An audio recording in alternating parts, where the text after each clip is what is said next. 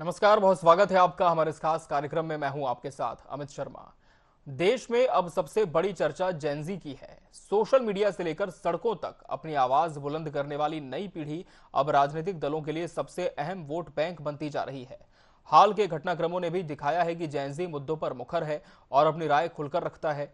यही वजह है कि भारतीय जनता पार्टी भी अपने युवा संगठन भाजयुमो और छात्र संगठन एबीवीपी के जरिए इस वर्ग तक अपनी पहुंच मजबूत करने में जुट गई है। लेकिन छत्तीसगढ़ के सभी मंत्री कितने सक्रिय हैं, ये भी एक बड़ा सवाल है। और उधर कांग्रेस की जेनजीज को अपने खेमे में करने के लिए क्या रणनीति है, देखिए इस रिपोर्ट में।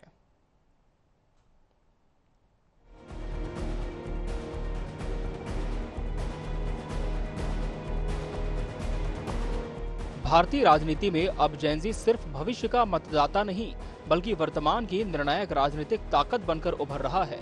सोशल मीडिया पर ट्रेंड तय करने से लेकर कैंपस की राजनीति और जन आंदोलनों तक नई पीढ़ी अपनी राय खोलकर रख रही है। यही वजह है कि राजनीतिक दल भी युवाओं तक सीधी पहुंच बनाने की रणनीति पर तेजी से काम कर रहे हैं। भारतीय जनता पार्टी ने युवाओं को संगठन से जोड़ने के लिए #JoinBJYM 2026 सदस्यता महाअभियान शुरू किया है। जुलाई से सितंबर तक चलने वाले इस अभियान में कॉलेजों, विश्वविद्यालयों और सोशल मीडिया के माध्यम से बड़ी संख्या में युवाओं को जोड़ने का लक्ष्य रखा गया है। वहीं अखिल भारतीय विद्यार्थी परिषद भी कैंपस चलो अभियान के जरिए नए शैक्षणिक सत्र में छात्रों तक पहुंच मजबूत कर रही है। देखिए, लोकतंत्र में शब्दों की मर्यादा ये सभी से अपेक्षित है। आलोचना राजनीति में ये लोकतंत्र में स्वीकार्य है, पर आलोचना के नाम पर अभद्रता, अश्लीलता ये किसी भी तरह से क्षम्य नहीं है, बिल्कुल भी निंदनीय है। विचारधारा से चलने वाली पार्टी है और कांग्रेस की जो पार्टी है व्यक्तिवाद से चलने वाली पार्टी है। लगातार कांग्रेस की खूब है भ्रष्टाचार करना। हमने देखा कि कांग्रेस की 5 साल की सरकार छत्तीसगढ़ में रही और उनके नेता तो जेल में गए, उनके चलते आईएएस और आईपीएस भी जेल में गए। तो ये भ्रष्टाचार का परंपरा कांग्रेस की खून में है। और आप देखिए, अपने ही कार्यकर्ता, युवा साथी, जेनजी से वसूली करने का क्या महाअभियान वो चला रहे हैं। 75 रुपए का एक मेंबरशिप का, उनका युवा कांग्रेस के मेंबरशिप का 75 रुपए शुल्क है। और आप जब एनएसयूआई के विषय में जाएंगे तो छात्रों से भी वो 45 रुपए वसूली करते हैं। आज की राजनीति में डिजिटल प्रभाव भी बड़ी ताकत बन चुका है। मुख्यमंत्री विष्णुदेव साय से लेकर मंत्रिमंडल के कई सदस्य सोशल मीडिया पर सक्रिय हैं। वहीं कांग्रेस के वरिष्ठ नेता भी डिजिटल माध्यमों के जरिए युवाओं तक पहुंच बनाने में जुटे हैं। राजनीतिक दल अब सिर्फ जनसभाओं पर नहीं, बल्कि इंस्टाग्राम, एक्स और अन्य सोशल मीडिया प्लेटफॉर्म पर भी अपनी उपस्थिति मजबूत कर रहे हैं। एक देश में एक नया दौर आ रहा है। ये सरकार के टारगेट में अब जेएनजी है, क्योंकि जेएनजी ने जो कर दिखाया वो बड़े बड़े राजनीतिक दल के लोग नहीं कर पाए, वो जेएनजी ने कर दिया। ये स्थिति है। राजनीतिक विश्लेषकों का मानना है कि आने वाले चुनावों में जेनजी केवल वोटर नहीं रहेगा, बल्कि चुनावी नैरेटिव और जनमत को प्रभावित करने वाला सबसे प्रभावशाली वर्ग बन सकता है। इसलिए सत्ता पक्ष हो या विपक्ष, दोनों युवाओं के भरोसे और भागीदारी को अपने पक्ष में करने की कोशिश में जुटे हैं।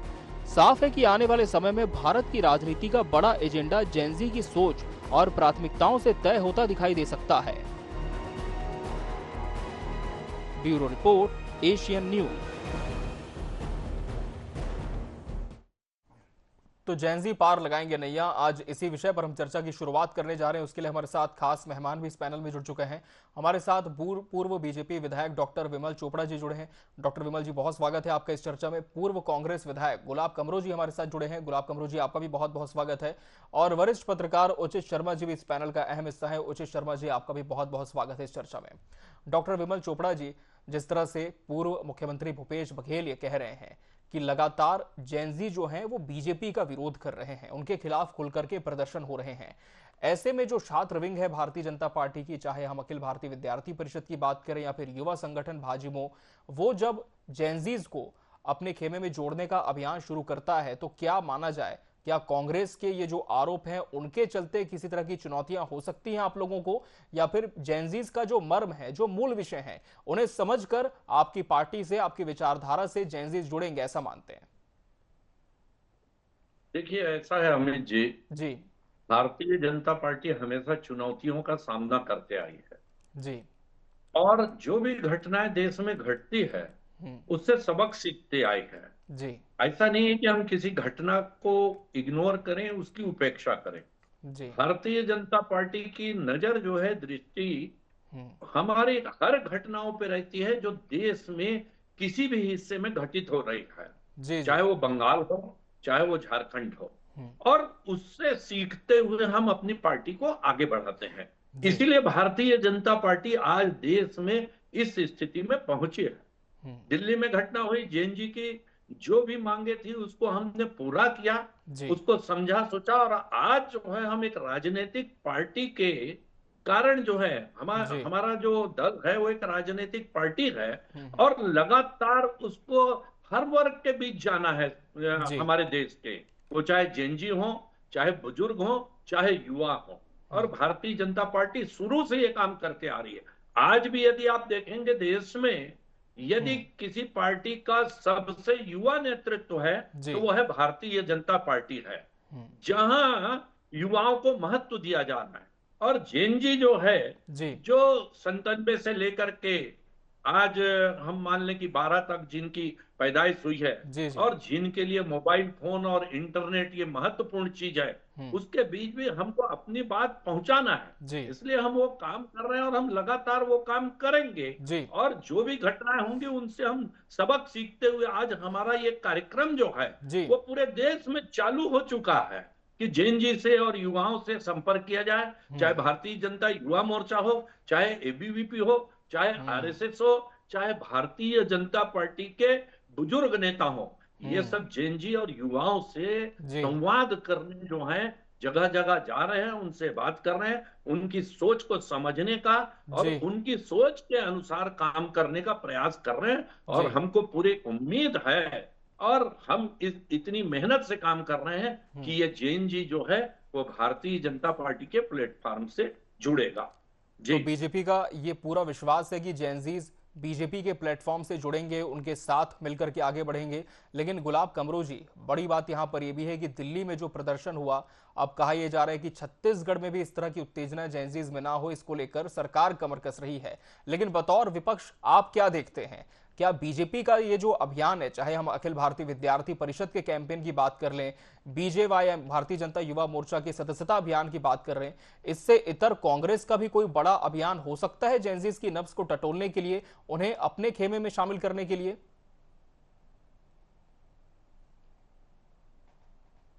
छत्तीसगढ़ की अगर बात करें, 2.5 साल से ज्यादा का समय बीत चुका है। जी। जी। आप देखेंगे जिस तरह से देश में जेएनजी के माध्यम से जो आंदोलन हुआ, जी। अभी माननीय नेताजी कह रहे थे हम्म। कि हमारी सरकार, भारतीय जनता पार्टी की सरकार संवेदनशील सरकार है।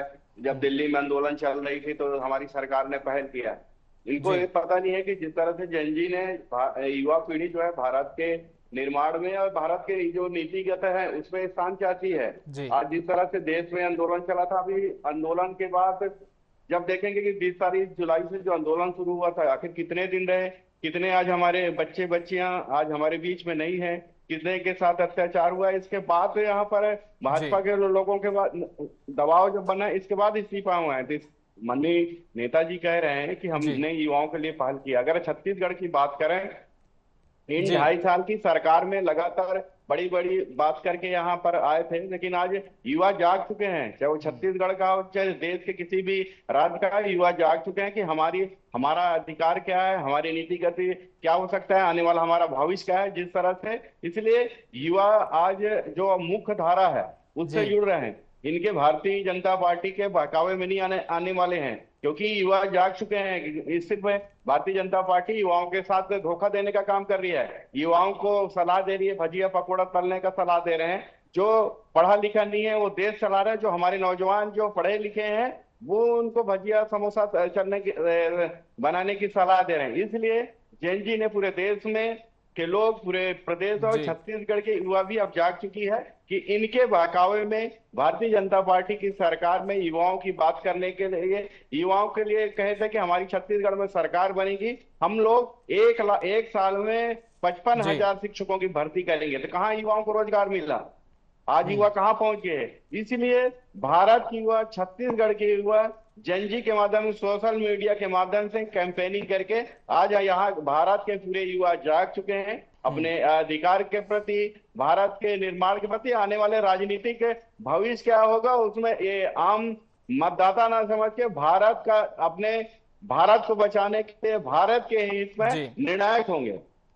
भारत के लिए निश्चित तौर पर निर्णायक तो होंगे क्योंकि कोर वोट बैंक हैं। लेकिन उचित शर्मा जी, यदि मैं कहूं कि आप भी सर एक रिटायर्ड जेनजी हैं तो शायद गलत नहीं होगा, क्योंकि हमें बिल्कुल मालूम है कि जब अन्ना आंदोलन हो रहा था लोकपाल बिल के समर्थन में, तब छत्तीसगढ़ में उस पूरे समर्थन को आप लीड करते हुए चल रहे थे। और आज के जेनजीज को यदि आप देखते हैं सर, तो दिल्ली में प्रदर्शन हुआ, उसके बाद ये माना जाने लगा कि ये पीढ़ी बहुत सीरियस है, क्योंकि पहले सिर्फ इन्हें सोशल मीडिया तक सीमित करके सोचा जाता था, लेकिन अब जो बातें हैं वो लाइक और कमेंट से कहीं आगे बढ़ चुकी हैं। छत्तीसगढ़ में ये जो दोनों पार्टियां अभियान चला रही हैं, इन्हें सर आप किस रूप से देखते हैं और आपका विश्लेषण क्या कहता है? क्या दोनों पार्टियों के लिए जेनजीज की नब्ज टटोलना, उनके मुद्दों को सकारात्मक तौर पर आगे ले जाना आसान होने वाला है? बिल्कुल ये लग रहा है। अब वो समझ में आ गई है कि युवाओं की ताकत क्या है जी, युवा में कितनी ताकत है। लेकिन सवाल ये उठता है कि जो विपक्ष है वो तो अपना काम कर रहा है, विपक्ष का तो वो है, उनकी हम बात, उन्होंने अपने वो अभियान चलाए हैं, ठीक है। लेकिन सत्ता पक्ष जो अभियान चला रहा है, इसे मैं सिर्फ भूतकालिक परिणामों के तहत आपदा प्रबंधन देखता हूँ। जी, ये समझ गए हैं कि किस तरीके से जैन जी क्या कर सकती है, कितना विरोध कर सकती है, सोशल मीडिया से लेके ये जो है सड़कों पर भी उतर सकती है और एक बड़ा आंदोलन कर सकती है। तो जी जैन जी को पहले राजनीतिक दल, वो कोई भी हो, वो कोई भी दल हो, पहले वो एक वोटर समझते थे, अब वोट बैंक। अब इस फर्क को समझिएगा कि वोटर समझने की चेष्टा करते थे, मगर है वो वोट बैंक। अब उसको लुभाने की पूरे भरसक प्रयास हर दल करेगा। अब जिस तरीके से एबीवीपी का युवा मोर्चे का अपना अभियान है, वो जाहिर है एक आपदा प्रबंधन है। उन्होंने देख चुके हैं कि दिल्ली में किस तरीके का है, अब इनको अपनी ओर आकर्षित करने का एक तरीका है। लेकिन केवल आपकी मेंबरशिप से या सोशल मीडिया में आपके जो कैंपेन है और ये कैंपस की जो लड़ाई है, वो अब टकराएगी। आपके केवल कैंपेन से काम नहीं होगा, कैंपस के मुद्दे भी आपको सॉल्व करने होंगे। आपको जाके उनके बीच होंगे कुछ ऐसी चीजें। आपको एक्चुअली इन लोगों को ये भरोसा चाहते हैं ये केवल आपके मंच से नहीं, ये केवल आपको जमीनी नहीं समझते हैं कि इन्हें आप दे क्या रहे हैं, भरोसे पे उतरेंगे कि नहीं उतरेंगे, ये भी देखना है। युवाओं को राजनीतिक दलों पर, युवाओं की तरफ राजनीतिक दलों का भरोसा बढ़ा है, ये बात सत्य है। लेकिन यही भरोसा अब राजनीतिक दल इस युवाओं के भरोसे उतरेंगे कि नहीं, इसमें एक शक और शुबा दोनों अभी जिंदा है। बिल्कुल। तो ये वो युवा है जो आपके जुमले में नहीं हकीकत में काम चाहता है। तो ये जितने भी आप कैंपेन हो रहे हैं, जितने भी दल शामिल करने की कोशिश है, ये अब राजनीतिक दल उनके दरवाजे जाना पड़ेगा। और ये जो है इंस्टाग्राम की जनरेशन है, इंस्टाग्राम की जनरेशन को आप सेवाग्राम के तरीके से नहीं समझा सकते अभी। आप उनके तरीके, उनकी चीज, जाहिर सी बात है, आप संवाद कीजिए ना, संवाद। आप हमेशा मन की बात करेंगे हमारे प्रधानमंत्री जी। हम तो अगर वो बहुत अच्छा वाकई भला चाहते हैं ना, आप युवाओं के साथ संवाद करिए ना, आप युवाओं के साथ संवाद, मन की बात छोड़ के आप युवाओं के साथ बात कीजिए। जब आप हमारे प्रधानमंत्री जी फ्रेंड्स में आ गए हैं, इंस्टाग्राम में आ गए हैं, तो मन की बात बंद करके आप युवाओं से संवाद कीजिए। और संवाद की चर्चा और बात तो कर रहे हैं, जाहिर है स्वागत योग्य होगी, युवा पसंद करेंगे, पार्टी के फायदे की भी होगी। और जो उनकी युवाओं के लिए जो वादे हैं उसमें भी आप देखिए, आप केवल आप फ्री बीज, ये जनता ये समझ गई राजनीतिक दल की, अब फ्री बीज से काम नहीं होगा। आप सोचते हैं कि आप मातारी बंधन या इस तरीके के फ्री बीज हम सरकार बांट दे, कोई भी दल, मैं केवल नहीं कह रहा हूं कि डॉक्टर साहब की पार्टी हो या गुलाब कमरो जी की पार्टी हो, कोई भी दल अगर ये सोचता है कि हम फ्री बीज बांट के सबको अपने बस में कर लेंगे, वोट ले लेंगे, तो आप ले लीजिए। लेकिन युवा आपको चाहिए, उसको युवा को पढ़ाई चाहिए, शिक्षा चाहिए, रोजगार चाहिए, उसको आपके वादे चाहिए, वो भी तो देखिए। तो युवा जो है आपके केवल मन से भाषण नहीं, रियल कमिटमेंट चाहिए, जो जमीन में दिखे वो देने पड़ेंगे, जिसके लिए कोई भी राजनीतिक दल तैयार नहीं है। खासकर जो अभी पिछले 10 साल से जो दिख रहा है, जो सत्ता में हम उनसे बात करेंगे, तो जो दिख रहा है वो युवा के साथ न बात हो रही है, न संवाद हो रहे हैं। तो ये तकलीफें आनी है। अब जो कुछ हो रहा है वो आपदा प्रबंधन है, उससे ज्यादा भी कुछ। ठीक है, तो वरिष्ठ पत्रकार कह रहे हैं कि केवल ये डैमेज कंट्रोल है, आपात की स्थिति आई तो उसके वजह से रेस्क्यू का एक अभियान शुरू हो किया गया है। लेकिन डॉक्टर विमल चोपड़ा जी, जैसा कि कांग्रेस ने भी कहा कि युवाओं को रोजगार चाहिए, झूठे प्रलोभन नहीं चाहिए, और युवाओं से संवाद की बात जैसे कि उचित शर्मा ने कही, तो क्या इन विषयों पर भी सरकार गंभीरता पूर्वक विचार कर काम करेगी? और जो सदस्यता अभियान में आपके जुड़ भी जाएंगे मेंबर्स, लेकिन उन्हें बतौर वोट बैंक कैसे फिर कन्वर्ट किया जाएगा? नहीं, देखिए ऐसा है अमित जी, भारतीय जनता पार्टी 24 घंटे 7 दिन 365 दिन काम करने वाली पार्टी है। ये वैसा नहीं है जो 15 दिन जाकर के 20 दिन जाकर के हमारे नेता विदेश में रेस्ट करें और कहां है ये देश को पता भी ना रहे। भारतीय जनता पार्टी का एक एक कार्यकर्ता, एक एक नेता जो है वो मेहनत करने वाला है। अभी कमारो जी बोल रहे थे देश का प्रधानमंत्री अनपढ़ प्रधानमंत्री है। अरे आप देश के प्रधानमंत्री का अपमान कर रहे हैं, जो 3-3 बार जनता ने जिसको चुना है उसको अनपढ़ बोल रहे हैं। और मैं तो कांग्रेस के कई लोगों को देखता हूं कि अंग्रेजी नहीं आती प्रधानमंत्री को उतना मखौल उड़ाते हैं। और ये बताइए, आपको अटल जी ने जाकर संयुक्त राष्ट्र में हिंदी में भाषण दिया, उसको लोगों ने सराहा, देश के लोगों ने कहा। और कांग्रेस के लोग जो हैं वो हमारे देश के प्रधानमंत्री को अपमानित करने से भी बाज नहीं आते। ये बड़ी गंभीर बात है। अभी कमारो जी बोल रहे थे अनपढ़ प्रधानमंत्री है। अरे अनपढ़ प्रधानमंत्री क्या होता है मेरे को समझ नहीं आता। देश की जनता चुन रही है, कई अनपढ़ लोग होंगे जो विधायक सांसद बनते हैं, लेकिन हमारे मोदी जी जो हैं वो जाकर के विदेशों में और देशों में सब जगह हिंदी बोल रहे हैं, तो उसमें आपको शर्म आती है कि अंग्रेजी नहीं बोल रहे हैं करके।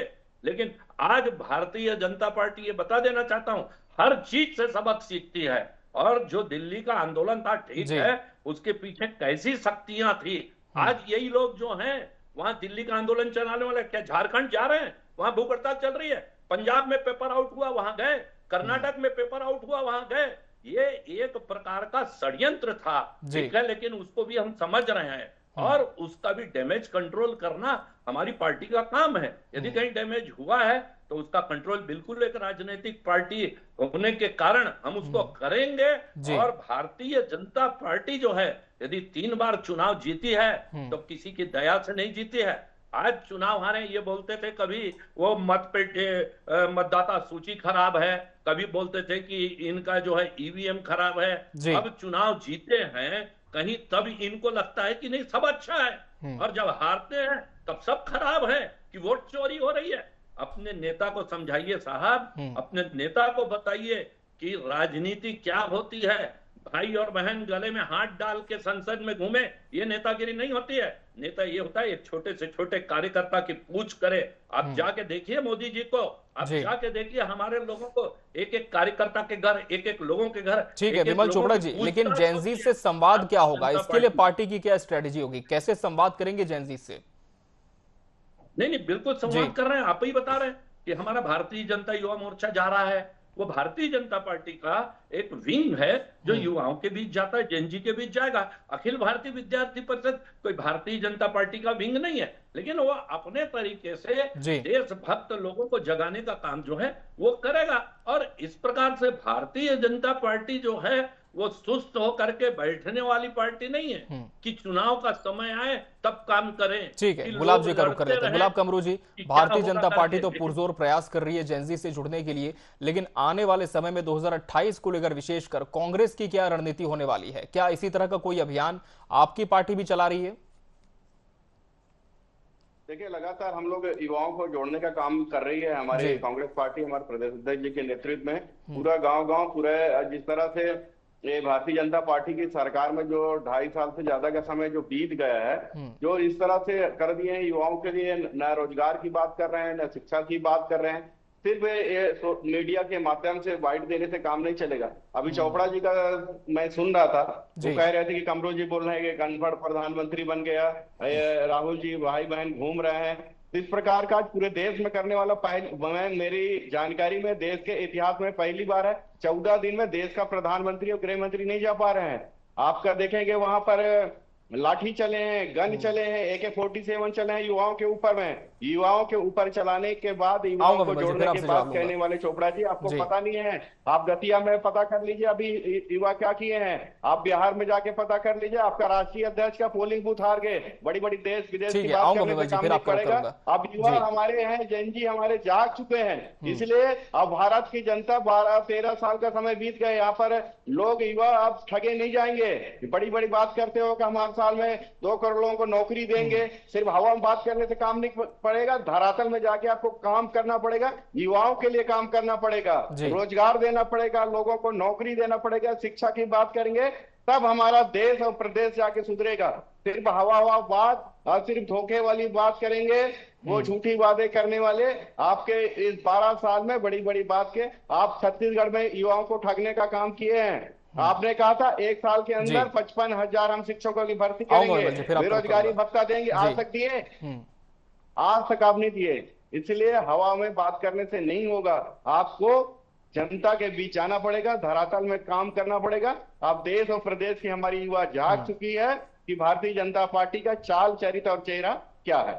ठीक है उचित शर्मा जी, प्रदेश के युवा कितने जागरूक है ये तो दूर की बात है, लेकिन फिलहाल दोनों पार्टियां किस तरह से जेनजीज को अपने फेवर में करने के लिए टिप्पणियां कर रही है वो तो अब सार्वजनिक भी हो चुका है। लेकिन सर क्या माना जाए 2028 को लेकर कितनी अहम हमारे छत्तीसगढ़ के युवाओं की भूमिका होने वाली है, और विशेषकर यदि हम कैंडिडेट्स की बात करें तो क्या पार्टियां अब इस दिशा में भी आपको विचार करती दिख रही है कि कुछ नए प्रयोग हमें देखने को मिले आने वाले समय में? देखिए, महिलाओं को और युवाओं को अब तवज्जो तो देना पड़ेगा और अधिक तवज्जो देना पड़ेगा। केवल उनकी बात करके आप उन्हें वो नहीं कर सकते कि भाई केवल हम बात कर रहे हैं, हम युवाओं की सरकार है, युवा सरकार है, ये चीजों से नहीं चलेगा। आप युवाओं को दिखाइए भी कि आप बोल तो देते कि हम महिलाओं को ज्यादा से ज्यादा तवज्जो दे रहे हैं, हम उनको टिकट दे रहे हैं, लेकिन देते नहीं है। ये ऐसा नहीं चलेगा, जो सामने लोग सवाल करने लगे। लेकिन इस डिबेट में 2 तरीके की जो 2 बातें जो मैं से सहमत नहीं हूँ, दोनों ही मेरे पूर्व विधायक है, दोनों बड़े माननीय है कि जिस तरीके से कोई अगर किसी को अनपढ़ बोल रहा है, ये भी इस चैनल पे बोलने वाली बात नहीं है। और ये भी मैं डॉक्टर साहब की बात से बड़ा क्षुब्ध हूं कि आप एक बड़े पवित्र आंदोलन को आप षड्यंत्र कह रहे हैं। ये भी ठीक नहीं है कि आप ये कितने युवाओं की जिस तरीके से आप उनकी चेष्टा को, उनके प्रयास को, 20 लोग आत्महत्या, 20 लोग जो खत्म हुए उनके लिए किए गए आंदोलन को आप अगर षड्यंत्र कहें तो मैं फिर आपसे डिबेट करूंगा, बहस करूंगा। इसी को तो आपने शाहीन बाग में भी आपने षड्यंत्र कहा, आप किसान आंदोलन में जब आपने माफी मांगी तब भी आपने षड्यंत्र कहा। तो अगर आप इसको षड्यंत्र कर रहे हैं, ये चीज जो है ये यूथ जनरेशन देखती है डॉक्टर साहब, इस चीज को त्यागिए। इस चीज के कारण यही एक किसान आंदोलन था जिसमें 721 लोगों ने मर गए थे, उन लोगों को भी आपने फिर वापस लिया कि हमसे कुछ चूक हो गई, प्रधानमंत्री जी ने कहा, और आप इसी को अभी षड्यंत्र कर रहे हैं। ये युवा देखता है कि षड्यंत्र तो मत कहिए। आप सहमत हो सकते हैं डॉक्टर साहब, आपको राइट है, आप युवाओं के लिए काम करें, आप युवाओं को अपने खेमे में मिलाएं, अपने से कन्विंस करें।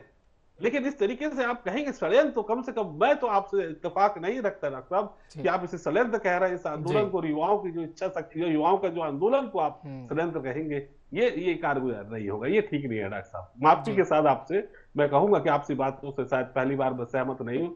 बड़े आप भी एक युवा एबीवीपी से जुड़े हमारे बड़े आदर्श विधायक आप रहे हैं, लेकिन इस तरीके के आप कहेंगे तो मैं उनके भी हाथ में आज आपसे कह रहा हूँ कि रिटायर्ड जैन जी जरूर हूँ, लेकिन उनके लिए अभी कह दूंगा कि आपकी बातों से सहमत नहीं है। ठीक है डॉक्टर विमल चोपड़ा जी, जवाब दीजिए, क्या अभी भी इस तरह की जो भाषा है उस पर हमें और ध्यान देना होगा? कोई भी ऐसी बात जो जेनजीज को चुभ न जाए, क्या इसे लेकर भी अब पार्टी विचार करेगी? नहीं, ऐसा है अमित जी, मैं उचित जी भी हमारे मित्र हैं, लेकिन वैचारिक रूप से मैं इस आंदोलन के बारे में कहूंगा, जहां ये कहा जाए नाम रहेगा सिर्फ अल्लाह का, जहां ये कहा जाए कि भारत माता का बात कौन है ये पता करो, जहां राम को अपमानित किया जाए, जहां आजादी के नारे लगे कि देश आजाद नहीं है अभी ऐसा ये कहा जा रहा है, जहां मुद्दों को छोड़ करके सारी बातें की जाए, उसे क्या आप षड्यंत्र नहीं कहेंगे तो क्या कहेंगे? जहां अभी कमरो जी बोल रहे थे कि लाठी चली, तो क्या इनको संसद के गेट के बाहर तक पहुंचने दिया गया? उसके बाद क्या संसद में घुस करके पिटाई करने के इनको स्वतंत्रता दे दी जाती। आप देखिए, आप रिपोर्ट देखिए कि संसद के गेट तक पहुंच गए, कितने पुलिस वालों को पीटा गया, क्या क्या गंदी भद्दी गालियां जो है प्रधानमंत्री और देश। चलिए, तस्वीरें और वीडियो तो बहुत निकल कर आए, फिर उस पर और कभी चर्चा हो सकती है, लेकिन आज का हमारा विषय छत्तीसगढ़ में जेनजीज की भूमिका पर केंद्रित था और आप सभी इसमें शामिल हुए। समय हमारे पास इतना ही था। आप सभी का बहुत बहुत शुक्रिया इसमें हमसे जुड़ने के लिए। इसी के साथ हमारे इस खास कार्यक्रम में फिलहाल इतना ही। मुझे और पूरी टीम को दीजिए इजाजत। नमस्कार।